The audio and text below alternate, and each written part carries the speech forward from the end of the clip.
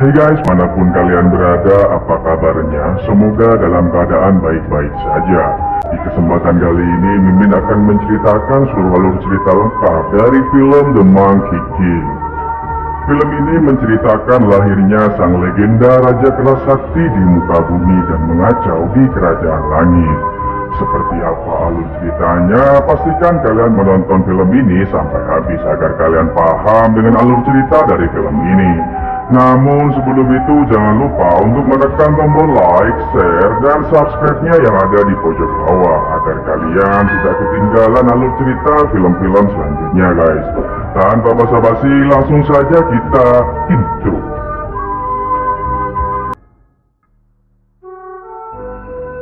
Di awal film dikisahkan kekacauan yang sangat besar terjadi di kerajaan langit, di mana kekacauan tersebut terjadi dibuat oleh salah satu iblis yang bernama Raja Siluman Kerbau dan pasukannya, yang ingin mengambil alih tahta di kerajaan langit. Pertempuran tersebut mengakibatkan kerajaan langit pun hancur berantakan. Namun tak lama kemudian, keganasan dari Siluman Kerbau berhasil dikalahkan oleh Kaisar Langit, sampai pada suatu titik di mana Kaisar Langit akan menghabisi Siluman Kerbau. Namun beruntungnya Dewi Kipas yang merupakan adik dari Kaisar Langit memohon untuk tidak menghabisi Raja Siluman Kerbau, yang faktanya Putri Kipas merupakan kekasih dari Raja Siluman Kerbau. Singkat cerita, karena permintaan dari adiknya tersebut, akhirnya Kaisar Langit menghukum Siluman Kerbau dan Dewi Kipas dengan cara diusir dari kerajaan langit dan ditempatkan di lereng Gunung Merapi. Setelah kekacauan itu usai, terlihat jika kerajaan langit sudah tidak berbentuk lagi. Kemudian salah satu dewi yang bernama Dewi Nuwa memutuskan untuk mengorbankan dirinya untuk membangun kembali kerajaan langit, dengan cara merubah dirinya menjadi bentuk kristal yang dapat memperbaiki kerajaan langit seperti semula. Setelah terkena butiran kristal dari Dewi Nuwa, semua bangunan itu kembali utuh seperti asal. Akan tetapi salah satu kristal dari Dewi Nuwa terjatuh di Gunung Hua. Dari kristal tersebut pula tercipta seekor kera yang nantinya akan menjadi raja pimpinan para kera di gunung tersebut. Tak lama kemudian setelah kristal itu menancap di sebuah pohon, datanglah seekor rubah yang mencoba untuk mendekati kera yang terkurung di dalam kristal. Akan tetapi pada saat rubah itu memegang kristal tersebut, dirinya langsung terlempar dan ditangkap oleh awan hitam yang berterbangan. Di sisi yang lain, Dewi Kuan Yin datang menemui Guru Boti dan mengatakan jika salah satu kristal Dewi jatuh di Gunung Hua, dan ia juga menyampaikan jika kristal tersebut akan melahirkan seekor kera yang nantinya akan menjadi raja kera di hutan itu. Sehingga Dewi Kuan Yin meminta Guru Boti untuk melatih dan mendidik kera tersebut agar menjadi kera yang berguna nantinya bagi umat manusia. Singkat cerita, Guru Boti pun datang dan menemui kera tersebut, kemudian mengajaknya menuju ke padepokan Guru Boti untuk dididik di sana. Guru Boti juga memberikan sebuah nama kepada kera tersebut, yaitu Sun Wukong. Jadi biar lebih mudah guys, kita sebut Sun Gokong. Guru Boti yang sudah menyaksikan Sun Gokong sangatlah berbakat, kemudian mengajarinya 72 ilmu berubah bentuk dan diberi sebuah awan hinton. Di sisi yang lain, tepatnya di Gunung Merapi, bangsa siluman masih belum menyerah untuk merebut kekuasaan kerajaan langit. Salah satu peramal siluman pun mengatakan jika 3 tanda yang diramalkan kaum siluman untuk mengambil alih kerajaan langit telah tiba, yaitu terjadinya tsunami di Samudra Timur, kemudian diterobosnya gerbang langit selatan, dan yang terakhir, jatuhnya kristal Dewi Nuwa ke bumi. Sehingga Raja Siluman dan para pasukannya merencanakan untuk menyerang ke kerajaan langit. Akan tetapi dirinya sadar jika pasukannya sejauh ini belum mampu menyerang kerajaan langit, dan dia membutuhkan orang dalam untuk masuk dan menerobos ke kerajaan langit. Dan ia juga mengatakan jika orang yang pas untuk ia ajak kerjasama ialah Yanjia atau sang Dewa Erlang si mata tiga. Karena menurut Raja Siluman Kerbau, Dewa Erlang sangat haus akan kekuasaan dan dia juga memimpin separuh dari pasukan kerajaan langit. Singkat cerita, Raja Siluman Kerbau dan Dewa Erlang pun berbincang di mana Raja Siluman Kerbau menghasut Dewa Erlang untuk membantu penyerangan yang akan dilakukan oleh para siluman. Dewa Erlang yang memang pada dasarnya merupakan orang yang haus akan kekuasaan, ia pun menyetujui dengan imbalan kerajaan langit akan ia ambil alih. Sedangkan Sun Gokong sendiri yang sudah berada di perguruan Guru Boti nampak santai dan mengerjai para senior yang kurang bersahabat dengannya. Tak lama kemudian Guru Boti datang dan menyaksikan kejahilan yang dilakukan oleh Sun Gokong. Setelah itu Guru Boti mengajak Sun Gokong menuju ke sebuah tempat. Belum sampai di tujuan itu Gokong disambar petir yang mengakibatkan dirinya tak sadarkan diri. Setelah Gokong siuman, Guru Boti menegur Gokong agar di masa depan Gokong bisa bersikap lebih bijaksana. Dan karena semua ilmu sudah Guru Boti berikan kepada Gokong, Guru Boti pun meminta Gokong untuk pulang dan kembali ke Gunung Gua. Perasaan sedih dirasakan oleh Gokong. Kemudian Gokong memeluk Guru Boti dan tak lupa sebelum pulang Gokong menjewel kepala Guru Boti. Memang dasar kanakal. Di Gunung Gua sendiri terlihat ada siluman batu yang mencoba untuk menyerang para kera di sana. Mereka pun berlari ketakutan. Beruntungnya Gokong tiba lebih cepat dan menghajar siluman batu tersebut. Para kera yang melihat kedatangan dari rajanya sangat-sangat kegirangan. Para kera mengatakan kepada Gokong jika tidak ada siapa yang akan menjaga mereka. Hingga salah satu kera mengatakan jika di bawah Gunung Gua ada sungai yang terhubung ke Laut Selatan. Di sana banyak pusaka-pusaka yang dapat digunakan sebagai senjata. Mendengar arahan tersebut, Gokong langsung menyelam ke dalam sungai. Di sisi yang lain, siluman Raja Kerbau sedang menghasut siluman rubah putih untuk mendekati Sun Gokong. Karena di masa kecilnya mereka pernah berteman. Dan siluman kerbau juga meminta siluman rubah untuk merahasiakan keberadaannya. Kembali ke Sun Gokong di mana Sun Gokong sudah hampir tiba di istana Naga Laut Timur. Akan tetapi belum ia sampai dia berhasil dimakan oleh ikan piranha penjaga gerbang Naga Laut Timur. Sun Gokong yang berada di perut ikan tersebut mengatakan jangan main-main denganku, akan tetapi ikan tersebut menganggapnya candaan belaka. Sehingga mengakibatkan ikan tersebut yang merupakan panglima kerajaan Naga Laut Timur ditaklukkan dengan mudah. Raja Naga kemudian menanyakan alasan Gokong menemuinya. Di sanalah Gokong menyampaikan jika dirinya hanya sekedar ingin meminjam pusaka dari kerajaan Naga Laut Timur. Tak lama kemudian dengan akal busuknya Raja Naga memberikan senjata bekas kepada Gokong. Gokong pun berterima kasih dan hendak pergi pulang. Namun di tengah perjalanan Gokong melihat sebuah tiang raksasa menancap di kerajaan Naga Laut Timur.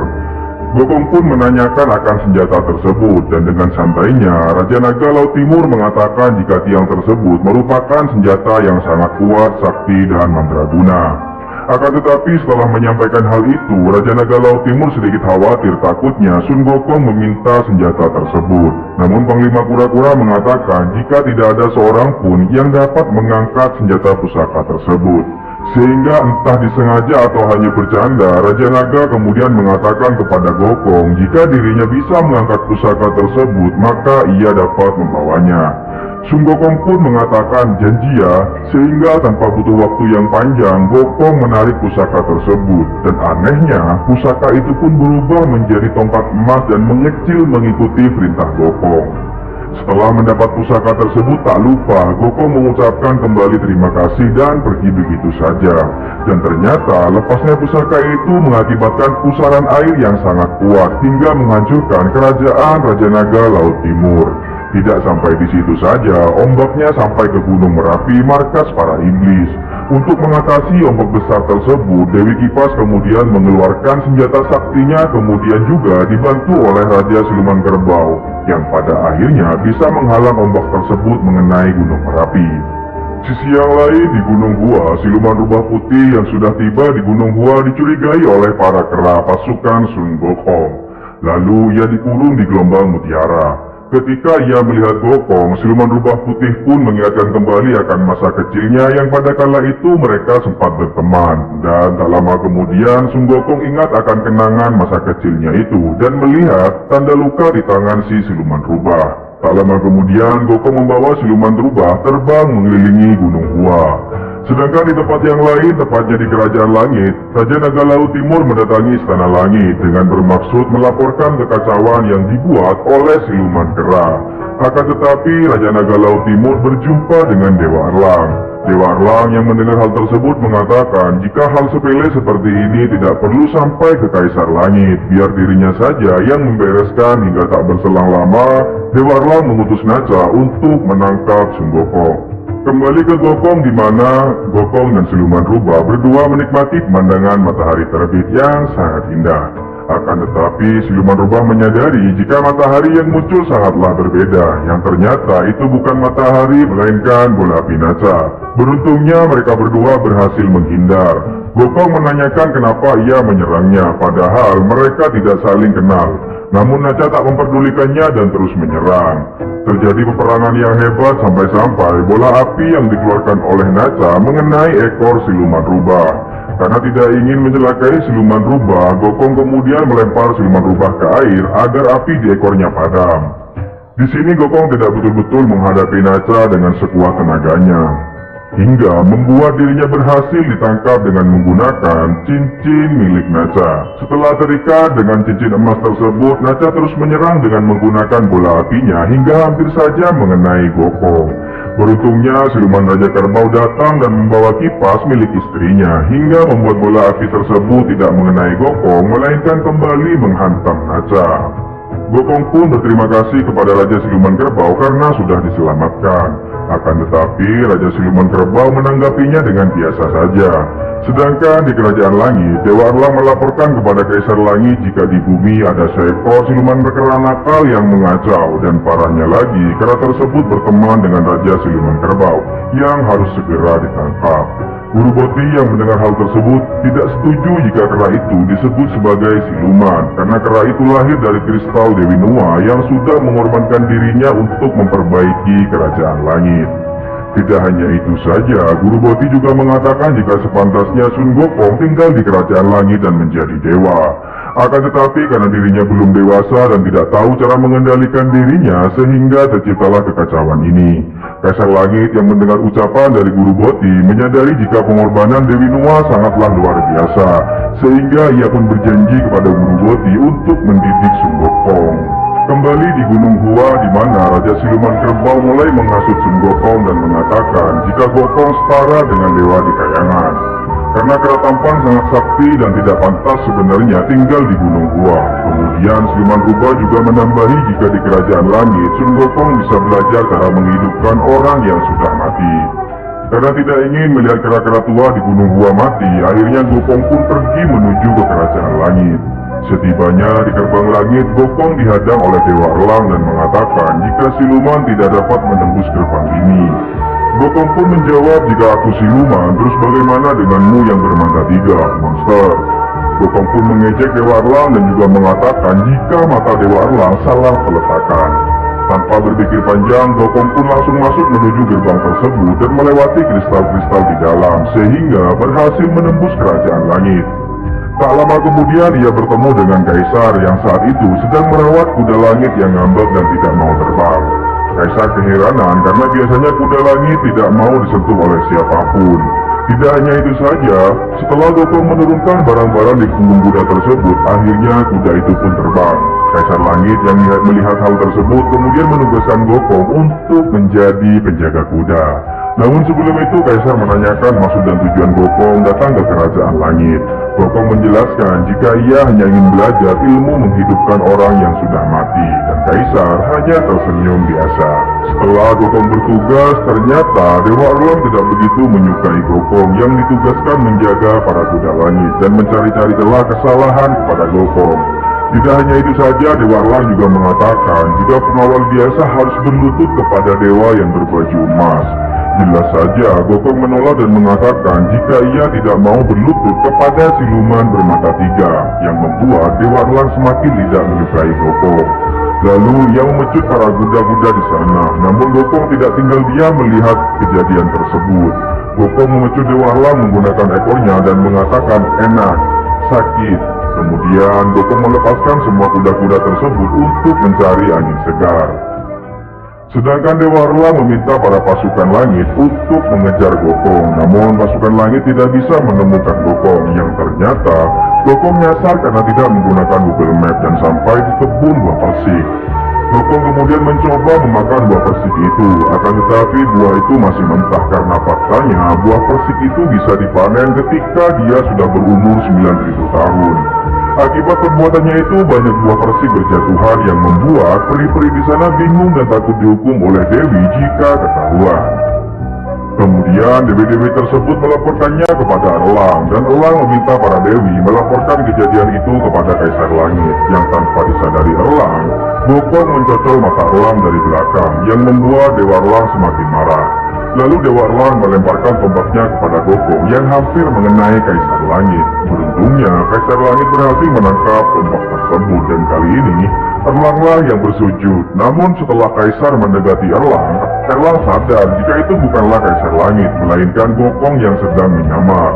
Karena ketahuan, Gokong pun lari dan Erlang terus mengejar Gokong hingga Gokong tiba di tempat pembuatan pil kuat untuk Kaisar Langit. Dewi Penjaga mengatakan jika meminum pil tersebut maka kekuatannya akan bertambah berkali-kali lipat. Dan Dewi Penjaga juga mengatakan jika seharusnya Gokong tidak boleh berada di sana. Lalu peri itu pun pergi, yang ternyata Dewi tersebut adalah Erlang yang menyamar. Dia punya rencana busuk untuk Gokong dan meminta Guru Boti menangkap Gokong dengan tuduhan telah membuat onar di Kerajaan Langit. Apalagi Gokong masuk ke tempat terlarang tempat pembuatan pil Kaisar. Gokong yang berhasil ditangkap kemudian dipukuli habis-habisan dan diminta untuk mengakui kesalahannya. Akan tetapi Gokong menolak dan mengatakan jika dirinya telah dijebak. Hingga dirinya tidak mampu lagi membendung amarahnya karena dipukuli, Gokong pun masuk ke tungku api bermaksud untuk membakar tali pengikat tersebut. Guru Boti yang menyaksikan hal itu melarang Gokong, namun Gokong mengatakan jika hidup ataupun mati ia pun tak peduli. Setelah di dalam tungku api tersebut, Gokong berjuang untuk membuka tali pengikatnya, hingga talinya terlepas dan Gokong tidak mati. Malah sebaliknya, Gokong mendapatkan kekuatan mata api dari menyerap api di dalam tungku tersebut. Gokong pun keluar dari tungku api itu. Guru Boti yang menyaksikan hal itu nampak bahagia karena Gokong tidak tewas. Sedangkan Erlang dihajar habis-habisan oleh Gokong, hingga Erlang sudah tidak mampu lagi melawan Gokong, ia pun melarikan diri. Gokong yang berusaha untuk mengejar Erlang dilarang oleh Guru Boti, namun sayangnya larangan tersebut tidak dihiraukan oleh Gokong. Hingga Kaisar Langit mengatakan biarkan saja karena Gokong sudah memilih jalan takdirnya sendiri. Kemudian Gokong pun kembali ke Gunung Gua, namun setibanya di sana Gokong sedih bukan kepalang karena melihat semua saudaranya tewas berserakan. Tidak hanya itu saja, Gokong juga melihat siluman rubah yang juga menjadi korban keganasan tersebut. Gokong pun kebingungan akan apa yang terjadi, hingga tak lama kemudian Raja Siluman Kerbau mendatangi Gokong dan mengatakan jika kejadian ini diakibatkan oleh para pasukan Kerajaan Langit. Dan ia juga memperlihatkan kejadian demi kejadian yang sudah terjadi di Gunung Gua. Gokong yang melihat hal itu marah besar sehingga ia pun kembali ke Kerajaan Langit untuk membalaskan dendam akan kematian saudara-saudaranya. Di saat Gokong dalam perjalanan menuju Kerajaan Langit, Raja Siluman Kerbau dan pasukannya pun bersiap untuk menyerang Kerajaan Langit. Yang faktanya, pembantaian terhadap saudara Gokong dibuat oleh Raja Siluman Kerbau dan pasukannya yang menyamar menjadi pasukan Kerajaan Langit. Sedangkan Gokong yang sudah tiba di Kerajaan Langit membantai semua pasukan kerajaan, karena memang pada dasarnya para pasukan tersebut bukanlah tandingan Sun Gokong. Dan mau tidak mau, Kaisarlah yang harus melawan Gokong. Kaisar Langit memerintahkan semua pasukannya untuk menangkap Gokong. Namun hal itu tidaklah mudah karena kali ini Gokong bukan lagi kera yang tengil, melainkan ia sudah berubah menjadi kera yang sangat ganas, hingga tak ada satupun yang dapat mencegah Gokong. Akhirnya Raja Langit pun bertarung dengan Gokong. Di sisi yang lain, Raja Siluman Kerbau yang menyaksikan jika gerbang langit sudah hancur kemudian berangkat dan menyerang semua pasukan Kerajaan Langit. Sedangkan Kaisar Langit menyadarkan Gokong jika yang membantai semua saudaranya bukanlah pasukan langit. Karena di lubung amarah, Gokong pun tak memperdulikannya dan terus membabi buta menyerang Kaisar Langit. Hingga pada suatu titik, Guru Boti datang untuk menenangkan Gokong. Namun sayangnya hal itu dicegah oleh Raja Siluman Kerbau dengan menggunakan kekuatannya. Gokong yang melihat hal tersebut sedih bukan kepalang. Di detik-detik Guru Boti tewas, Gokong melihat kekuatan hitam yang melingkari leher Guru Boti dan ia juga mulai sadar jika di jasad siluman rubah juga terdapat lingkaran yang sama. Yang membuat Gokong sadar ternyata yang membantai semua saudaranya bukanlah Kerajaan Langit, melainkan siluman Raja Kerbau dan pasukannya. Ia pun bangkit dan hendak menyerang Raja Siluman Kerbau. Akan tetapi ia terlempar jauh karena terkena ekor naga dari Kaisar Langit. Dan urusan dengan Raja Siluman Kerbau kali ini dihadapi oleh Kaisar Langit langsung. Akan tetapi pada pertarungan ini, Raja Siluman Kerbau berhasil mengalahkan Kaisar Langit dan membuat Kaisar Langit tak sadarkan diri. Erlang yang menyadari Kaisar Langit pingsan langsung menyerang Kaisar Langit. Namun beruntungnya Gokong berhasil melumpuhkan Erlang. Namun tak sampai di situ, Gokong terlempar karena terkena serangan dari Raja Siluman Kerbau. Melihat Raja Siluman Kerbau yang menaiki singgasana Kaisar Langit, Erlang pun mulai sadar jika selama ini ia hanya dimanfaatkan. Akan tetapi karena ilmu Erlang tidak sebanding dengan Raja Siluman Kerbau, ia pun harus tewas dengan tergulung awan hitam. Pertarungan tak sampai di sini, di mana Gokong kembali bangkit untuk melawan Raja Siluman Kerbau. Pertarungan yang sangat sengit pun berlangsung hingga hampir membuat Gokong tak sadarkan diri. Namun di sela-sela Gokong yang sedikit tak sadarkan diri itu, ia didatangi oleh Dewi Kuan Yin dan menasihati Gokong dengan mengatakan jika Gokong melakukan kejahatan terus-menerus akan jadi apa dia kelak. Mendengar nasihat tersebut, Gokong kemudian sadar dan bangkit menyerang Raja Siluman Kerbau. Pertarungan dua raksasa pun berlangsung hingga Gokong berhasil mematahkan satu tanduk Raja Siluman Kerbau dan berhasil mengalahkannya. Tak lama kemudian, Kaisar Langit pun sadar dari pingsannya dan melihat kerajaan langit yang sudah berantakan.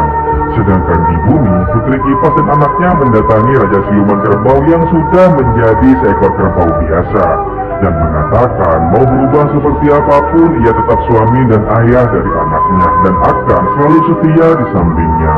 Sungguh kekasih yang sangat setia, guys.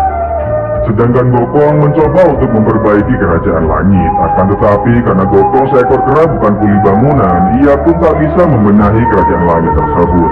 Kaisar Langit yang melihat tingkah Gokong hanya terdiam dan tersenyum melihat tingkah Gokong dan mengatakan kepada Gokong bahwa untuk memperbaiki kerajaan langit seperti semula membutuhkan waktu kira-kira 200 tahun lamanya. Kemudian Buddha pun muncul dan mengatakan jika memperbaiki kerajaan langit bukanlah tanggung jawab Gokong, dan yang akan menjadi takdir karena kekacauan yang sudah ia buat, dirinya harus dihukum di bawah gunung 5 jari selama 500 tahun. Agar Gokong bisa memperbaiki dirinya sampai datang takdir baru dengan kisah yang baru. Dan Gokong pun menerima hukuman tersebut dengan ikhlas. Dan berakhirlah alur cerita film The Monkey King 2014, guys.